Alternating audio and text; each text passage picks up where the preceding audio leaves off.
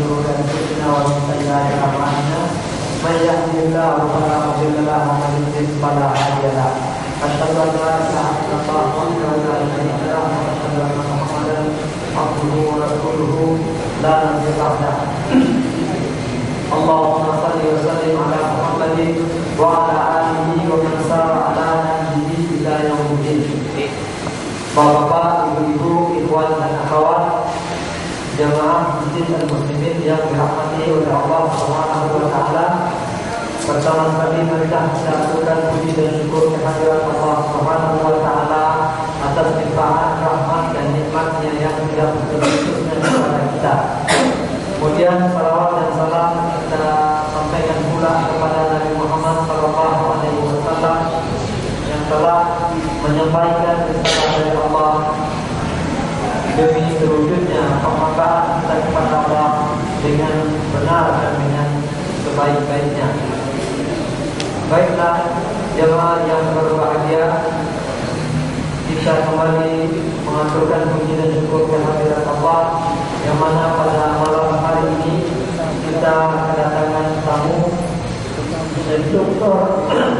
Sayyid Al-Ghifari dari Arab Saudi.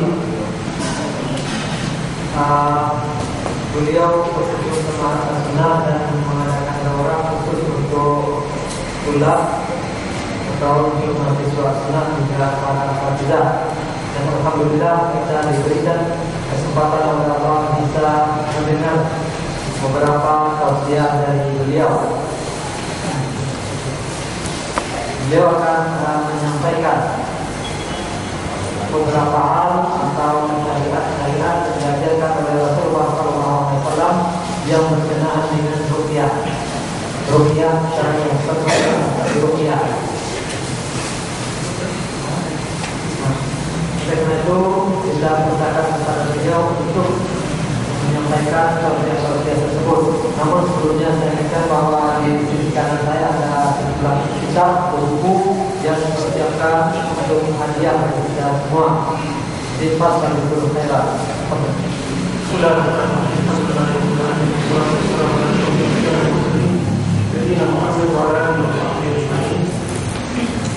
أول ما نبدأ به محمد السلام عليكم ورحمة الله وبركاته. أسأل الله جل وعلا أن يجعل اجتماعنا هذا اجتماعا مرحوما وتفرقنا من بعده تفرقا معصوما، وألا يجعل بيننا شقيا ولا محروما، وأن يرزقنا وإياكم العلم النافع والعمل الصالح، وأن يجعلنا في طاعة الإسلام وطاعة الهدى والجنة.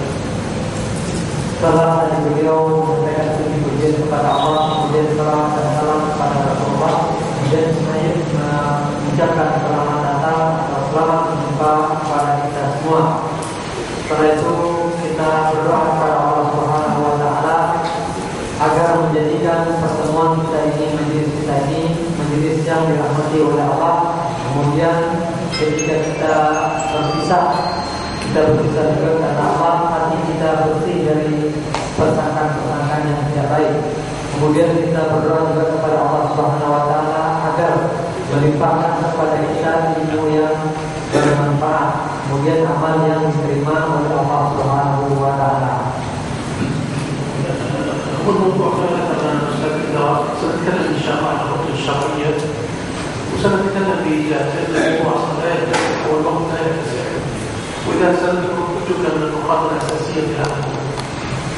InsyaAllah kita akan membahas tentang masalah ruqyah syar'i, ruqyah yang berdasarkan syariat Islam. Dan tentunya jika berbicara tentang ruqyah ini membicarakan pembahasan yang sangat panjang. Oleh karena itu pada malam ini kita akan membicarakan poin-poin pentingnya saja. أول ما نبدأ به نقول تعريف الرقية. الرقية المقصود بها هي التعوذ ومنه قوله تعالى كلا إذا بلغت التراقي فقيل من راق. Jadi kita mulai dengan menjelaskan ruqyah itu sebenarnya apa. Yang pengertian ruqyah itu adalah ta'awudz atau meminta perlindungan, sebagaimana dikatakan dari firman Allah Subhanahu wa taala, ketika roh sampai ke tenggorokan maka dikatakanlah kepada kita semua, adakah orang-orang yang akan datang meruqyah orang yang sedang sakarat ini. هي المقصود في الآية يقول من الدنيا من الجسد وبلغت التراقي والقوة. بدأ الناس يقولون هل من طبيب يرقي أو من طبيب يعالج هذا الرجل الذي يراد أن تنتزع منه الروح أنه لا ينفع حينئذ لا رقية ولا غيره. Beliau menjelaskan tafsiran ayat tadi berbicara tentang orang yang sedang sakarat, ya nyawanya sudah sampai ke tenggorokannya. Kemudian orang-orang yang ada di sekitarnya pun bertanya-tanya apakah ada orang yang bisa meruqyah atau dokter tabib yang bisa meruqyah dan menyembuhkan penyakitnya ini. Tentu saja kalau sudah penyakit sakaratul maut kita ada yang akan dapat mengobatinya. وبعضهم في الحفظ والرؤية لا يلتجئ إليه الإنسان ويتصل به من السوء غير الوسائل الطبية. يقول أن المقصود بالرؤية هو اتجاه الإنسان واتصال أو ما يتجه إليه الإنسان ويتصل به من غير الوسائل الطبية. Jadi ada juga yang mengatakan ruqyah itu adalah di mana kita meminta pertolongan atau meminta perlindungan atau mencari pengobatan, penyembuhan, tetapi dengan cara non-medis, tidak melalui perantaraan ilmu kedokteran, tapi dengan cara lain. والرقية تنقسم إلى قسمين، رقية مشروعة ورقية غير مشروعة. Ruqyah itu terbagi dua, ada ruqyah yang masyru'ah atau sesuai dengan syariat, dan ada ruqyah yang tidak sesuai dengan syariat. قبل أن نذكر نوع الرقية المشروعة ونوع الرقية غير المشروعة مشروع كل منهما، نذكر بإيجاز تاريخ الرقية ونشأتها. Sebelum kita menjelaskan masing-masing bagian tadi, baik itu ruqyah yang disyariatkan maupun ruqyah yang tidak disyariatkan, kita akan berbicara terlebih dahulu tentang latar belakang atau sejarah keberadaan ruqyah itu. الرقية يا إخوة كانت منتشرة من القدم، لأنه كما لا ينفعكم من القدم كان يوجد أو يعتقد الناس أن ثمة أرواح شريرة وأن ثمة أرواح طيبة. Jadi ruqyah itu sesungguhnya sudah dikenal dari dahulu kala. Dan sebagaimana kita ketahui, kepercayaan nenek moyang kita banyak yang percaya adanya kekuatan roh-roh. Ada roh yang baik, kemudian ada kekuatan roh yang jahat. ولهذا كانت حتى الرقية في الجاهلية قبل مجيء النبي صلى الله عليه وسلم أو قبل بعثة النبي صلى الله عليه وسلم، فكان أهل الجاهلية عندهم ناس من الرقى يرقون وعرفوا بهذا. كان عندهم ناس معروفون بالرقية وأنهم يرقون من أمراض. Oleh karena itu, semenjak atau sebelum datangnya Rasulullah SAW, bangsa Arab juga Dan ada sekelompok orang yang dikenal, yang masyhur sebagai ahli ruqyah. Mereka melakukan ruqyah ini untuk mengobati penyakit-penyakit tertentu. ولم يذكر الرقاد حتى في ذلك العصر، لم يذكر الرقاد كلهم من السحرة والعرافين، بل كان الناس يرقون بألفاظ يتداولون فيها من غير استعانة بالجن أو استعانة بالشياطين. Namun demikian tidak berarti para peruqyah pada masa itu semuanya adalah tukang sihir, dukun, tidak. Jadi ada juga orang-orang yang meruqyah, namun lafaz-lafaz ruqyahnya itu tidak mengandung lafaz syirik. وكانت إحدى الأسر في المدينة المنورة وفي مدينة الرسول صلى الله عليه وسلم اشتهر بهذه الرقية وكانت ترقي باللدغ الحيات والعقارب. Dan di antaranya di Madinah terkenal ada kelompok orang yang biasa meruqyah ini. Di antaranya meruqyah dari gigitan atau meruqyah orang yang tersengat atau terkena gigitan binatang berbisa seperti ular. وهذه الأسرة من قبيلة بني النجار يسمون بآل حزم. Nah, jadi satu keluarga yang terkenal sebagai peruqyah ini berasal dari Bani Najjar. Nama keluarga ini adalah Alul Hazm. Jadi Ali Hazm. Keluarga ini atau klan, mungkin juga mereka ini terkenal sebagai para ahli ruqyah dari sengatan binatang berbisa. ولذلك لما أسلموا هؤلاء أتوا النبي صلى الله عليه وسلم فقالوا إنا كنا نعطي بالجاهلية. Nah, ketika mereka masuk Islam, mereka datang kepada Rasulullah, ya Rasulullah, kami pada masa jahiliyah, kami terbiasa sudah melakukan ruqyah. فأتوا النبي صلى الله عليه وسلم يسألونه فأمر النبي صلى الله عليه وسلم هؤلاء القبيلة بأن يعلموا عليه الرقى يبين له هل هي صحيحة أو لا. Kemudian mereka bertanya kepada Rasulullah, maka Rasulullah SAW menjelaskan kepada mereka bagaimana ruqyah itu. فقال النبي صلى الله عليه وسلم أن عرض عليه الخيار قال لا بأس بالرقى ما لم يكن فيها شيء. Kemudian untuk itu Rasulullah juga meminta bagaimana apa ruqyah yang kalian baca sebelumnya. Maka mereka pun membacakan ruqyah-ruqyah yang biasanya mereka pakai pada masa jahiliyah. Maka Rasulullah mengatakan, tidak mengapa kita membacakan ruqyah-ruqyah yang tidak mengandung syirik. في الحديث الآخر النبي صلى الله عليه وسلم لما سئل الرقية قال من استطاع منكم أن ينفع آخره فلينفعه. Dalam hadis lain Rasulullah SAW menyampaikan tentang ruqyah ini, siapa yang bisa memberikan manfaat bantuan kepada saudaranya yang lain, maka lakukanlah. Hadisnya terdapat dalam Sahih Muslim. لا تقل يا إخوة إلى حكم طلب العلاج فيدخل أيضا طلب العلاج حكم طلب الرقية. Berikutnya kita akan membahas hukum mencari pertolongan atau meminta seseorang mengobati kita. Dan termasuk dalam hal ini adalah meminta untuk diruqyah. Hukum minta diobati.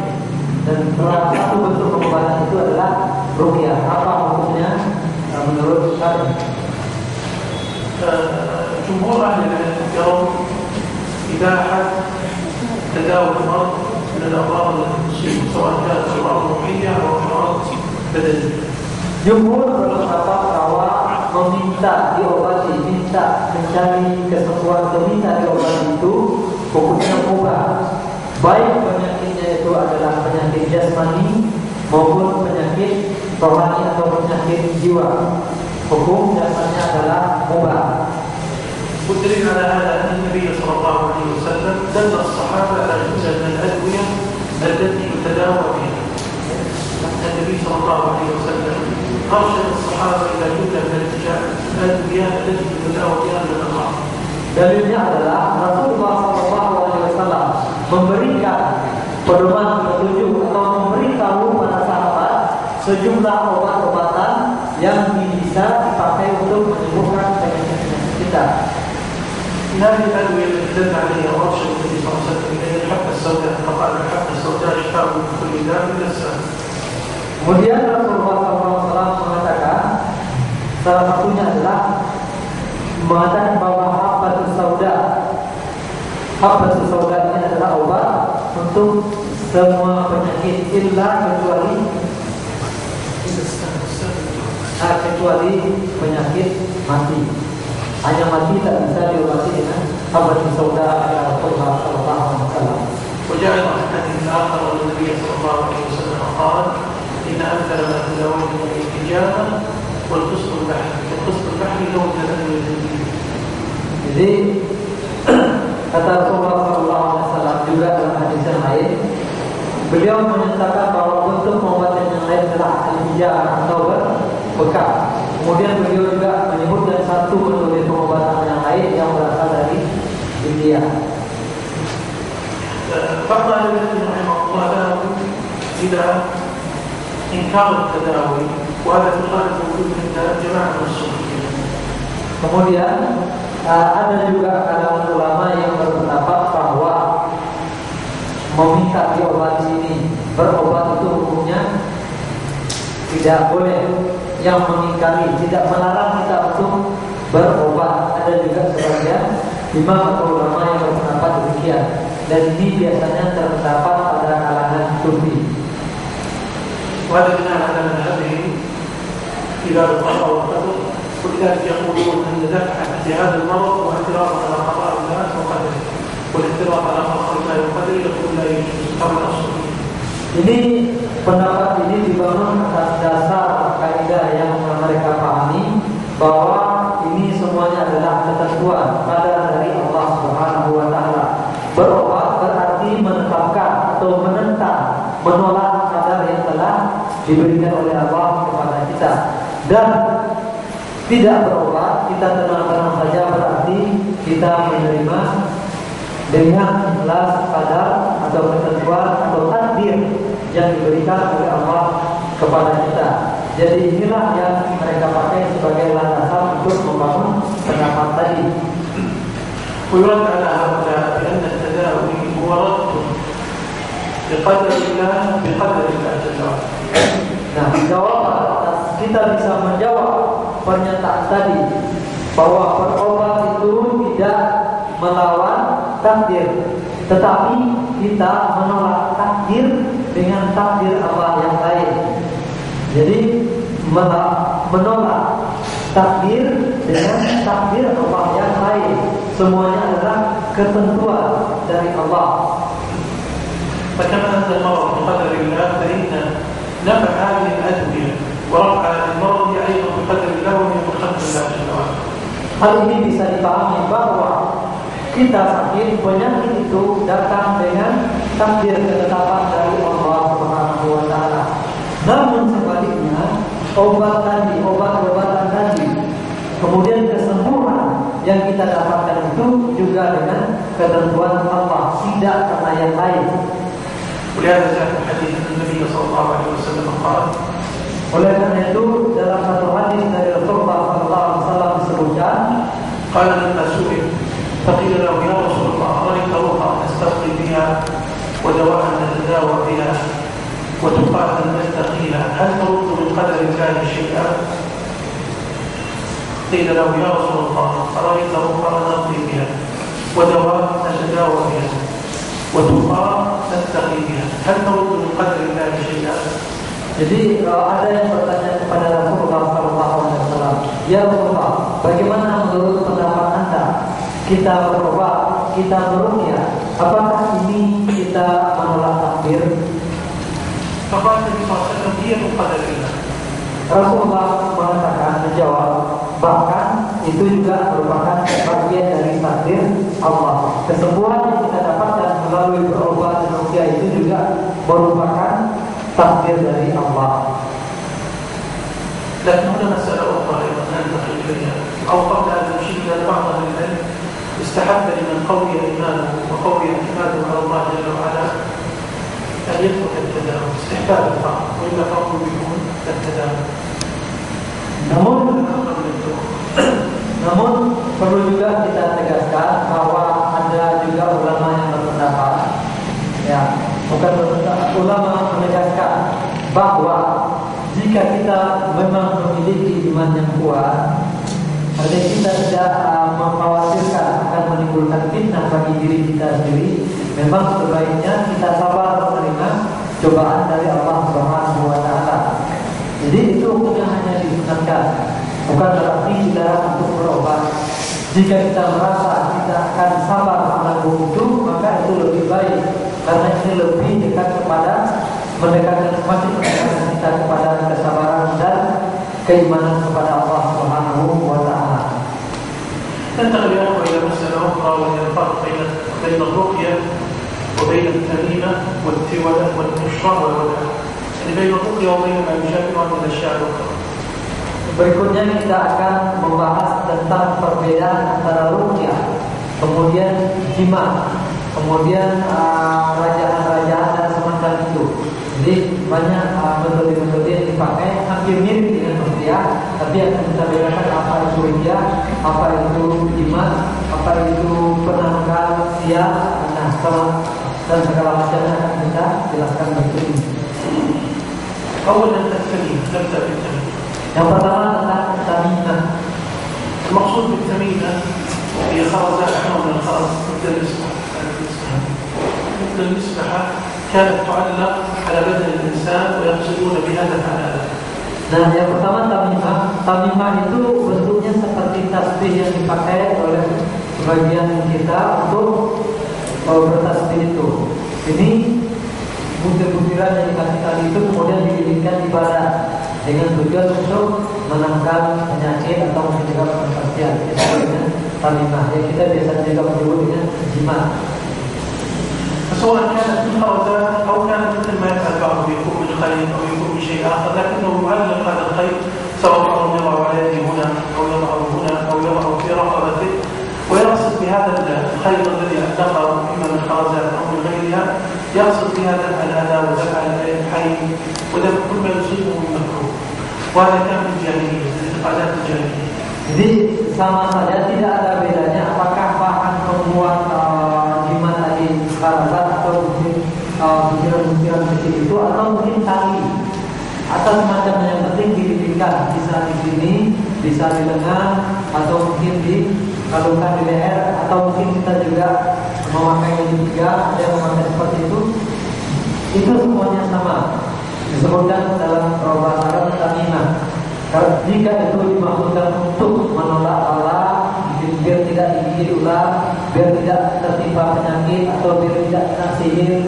Nah, dalam bahasa Arabnya orang-orang jahiliyah menyebutnya at-tamimah, dan itu merupakan kebiasaan orang-orang jahiliyah pada saat itu.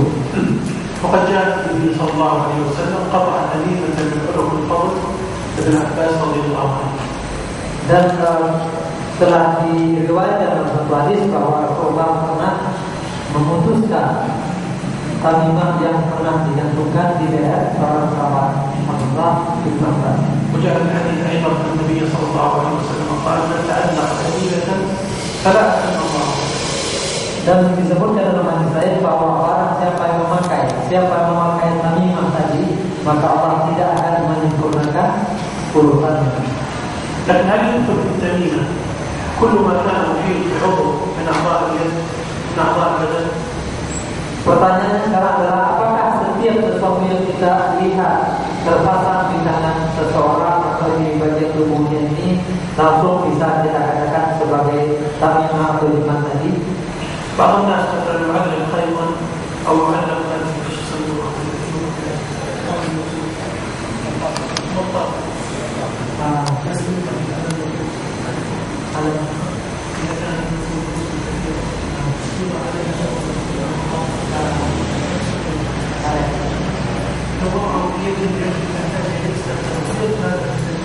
Jadi mungkin ada kita pernah melihat orang-orang yang memasang sesuatu misalnya karet, karena itu misalnya karet kan ada karet hilang itu entah mengikat apa, karena kebutuhannya banyak, kemudian ditaruh di tangannya. Apakah ini termasuk tamimah?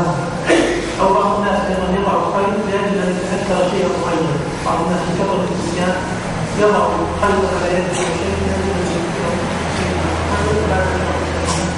ada juga kebiasaan sebagian orang untuk mengingat suatu mungkin dia lupa, jadi diingatkan sesuatu di tangannya ini, nanti kan nampak terus. Jadi dia bisa mengingat. عبر عن الإخوان بقول النبي صلى الله عليه وسلم إنما الأعمال بالنية إذا نوى أن المقصود بهذا الخير الذي اعتقد دفع الأذى هذا داخل النية.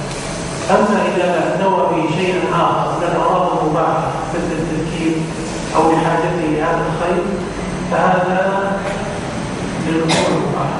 Jadi untuk mengenai hukum itu semua kita kembalikan kepada niat sebagaimana yang dikatakan oleh Rasulullah SAW. Hanya saja amalan itu berdasarkan niatnya. Jadi ketika seseorang memasak itu dengan niat memasak jimat sebagai penangkal, maka hukumnya adalah haram syirik. Namun dia memakai itu karena butuh seperti karet tadi, atau dalam rangka mengingatkan ikannya tadi besar nanti kan nampak terus kalau ingat kali ini mudah ingat suatu, atau mungkin itu ada tulisan-tulisan dituliskan jam sekian ada janji dan semacamnya. Jika jelas seperti itu maka tidak termasuk ke dalam kategori jimat tadi.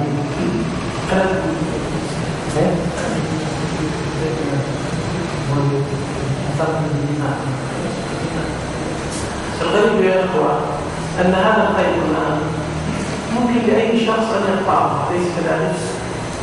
Yang harus kita perhatikan, kita ingat, bukankah hal yang dijadikan jimat untuk siapa saja bisa memutusnya, ya kan? Siapa saja bisa memotongnya. فإذا كان هذا الخير ممكن للطفل الصغير أن يقطعه ولا يدفع هذا الخير عن نفسه إلا الأذى، فكيف يعني المسلم بعقله يظن أن هذا الخير ممكن أن يدفع عن البشر الأذى ولا يدفع الخير عن نفسه الأذى، كيف يدفع عن نفسه؟ Jadi yang harus kita tanyakan adalah tadi anak kecil saja bisa memutusnya. Artinya gimana? Jimat itu bisa dirusak oleh anak-anak sekalipun. Nah, jimat itu tak bisa memelihara dirinya sendiri. Datang anak kecil diputusnya atau dibantingnya rusak. Nah, gimana dia bisa menjaga diri kita, menjaga diri kita? Bisa, karena memang kita mati. الشريعة يا إخوان جاءت لترسخ في الناس أن الضر والنفع وحده من الله جل وعلا. Di syariat Islam menegaskan bahwa yang mendatangkan mudarat dan manfaat itu semata-mata hanyalah Allah Subhanahu wa Ta'ala. الأمر الآخر التي من الأمور المتعلقة بالفرق بينه وبين الرقية هي الدول. Kemudian yang kedua masih berkenaan dengan hal-hal semacam ini yang harus kita bedakan antara ruqyah dengan yang lainnya adalah istiwala. Nah, apakah istiwala? Mari kita lihat. الدول هي شيء يصنعونه ويزعمون أنه يحبب المرأة إلى زوجها أو يحبب الزوج إلى امرأته. Istiwala ini adalah sama dengan tadi, cuma fungsinya pelet. Ada sesuatu yang dibikin tak gimana lah bentuknya. Wanita membuat itu supaya lebih mencintai suaminya, dan sebaliknya laki-laki bikin itu supaya disayangi istrinya, makasih. Dan ini beda dengan tadi, termasuk bagian dari sihir.